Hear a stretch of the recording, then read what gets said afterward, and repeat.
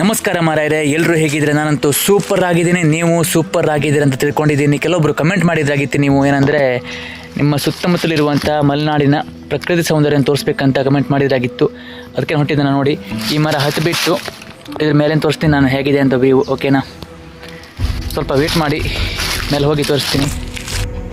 ನೋಡಿ, ನಾನೀಗ ಮರದ ಮೇಲಿದ್ದೆ. ಸುಮಾರು ಇದು 50ರಿಂದ 60 ಫೀಟ್ ಎತ್ತರ ಇರ್ಬೋದು ಮರ.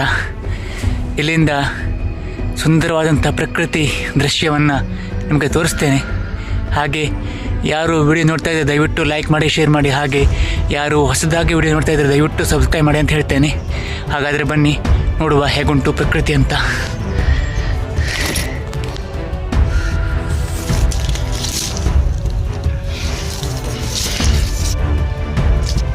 ಇರಿ, ತೋರಿಸ್ತೆ. ನಮ್ಮೂರಿನ ಒಂದು ಪ್ರಕೃತಿಯ ವಿಹಂಗಮ ನೋಟ ನೋಡಿ ಇದೆ ಅಂತ.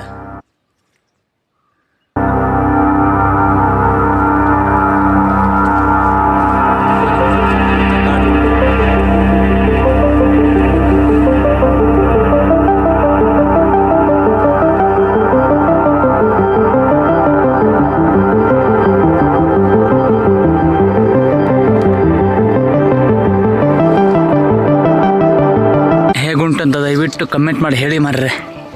ಹಾಂ, ಇಷ್ಟು ಕಷ್ಟಪಟ್ಟಿದ್ದಕ್ಕೆ ಎಲ್ಲರೂ ಕೂಡ ಹಾಗೆ ಶೇರ್ ಮಾಡಿ. ಓಕೆನಾ?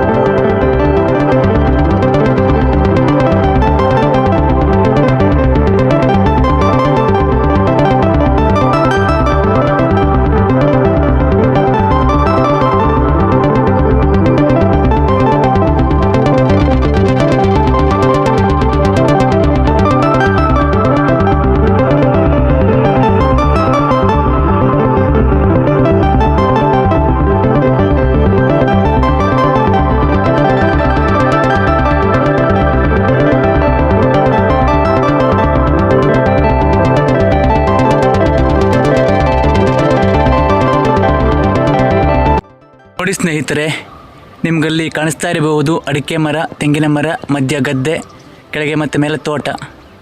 ಅದೇ ನಮ್ಮ ಊರು. ಮತ್ತು ಸುತ್ತಲೂ ಕೂಡ ಎಲ್ಲೂ ಕೂಡ ಇರುವಂಥದ್ದು ಬರೀ ಕಾಡು. ನೋಡಿ, ಹೀಗೆ ಒಂದು ಹೋಗಿಬಿಟ್ರೆ ಎಲ್ಲೂ ಏನೂ ಇಲ್ಲ, ಬರೀ ಕಾಡಿರುವಂಥದ್ದು. ಕಾಡು ಕಾಡು ಕಾಡು ನೋಡಿ. ಎಲ್ರಿಗೂ ಹೇಗನ್ನಿಸ್ತು ಅಂತ ದಯವಿಟ್ಟು ಕಮೆಂಟ್ ಮಾಡಿ ತಿಳಿಸಿ ಮಾರಾಯರೆ. ನಾನು ಇಷ್ಟು ದೊಡ್ಡ ಮರ ಹತ್ತಿಬಿಟ್ಟು ವಿಡಿಯೋ ಮಾಡಿದ್ದಕ್ಕೂ ಒಂದು ಸಾರ್ಥಕತೆ ಆಗ್ತದೆ. ಹಾಗಾಗಿ ದಯವಿಟ್ಟು ಕಮೆಂಟ್ ಮಾಡಿ ತಿಳಿಸಿ, ಹೇಳಿ. ಮತ್ತು ಯಾರು ಹೊಸದಾಗಿ ನನ್ನ ವಿಡಿಯೋ ನೋಡ್ತಾ ಇದ್ದಾರೆ ದಯವಿಟ್ಟು ಸಬ್ಸ್ಕ್ರೈಬ್ ಮಾಡ್ಕೊಳ್ಳಿ. ನನಗಿಲ್ಲಿ ಕಣ್ಣಿನ ನೋಡಲಿಕ್ಕಾಗ್ತಿಲ್ಲ, ಸೂರ್ಯ ಕಣ್ಣಿಗೆ ಹೊಡಿತಿದ್ದ ಇಲ್ಲಿ ನೋಡಿ. ಇಷ್ಟ ಆದರೆ ದಯವಿಟ್ಟು ಲೈಕ್ ಮಾಡಿ, ಹಾಗೆ ಕಮೆಂಟ್ ಮಾಡಿ. ಯಾರು ಹೊಸದಾಗಿ ನನ್ನ ವಿಡಿಯೋ ನೋಡ್ತಿದ್ರೆ ದಯವಿಟ್ಟು ಸಬ್ಸ್ಕ್ರೈಬ್ ಮಾಡ್ಕೊಳ್ಳಿ ಅಂತ ಹೇಳ್ತೇನೆ. Thank you so much. ಧನ್ಯವಾದ. ಎಲ್ರಿಗೂ ಒಳ್ಳೆಯದಾಗಲಿ.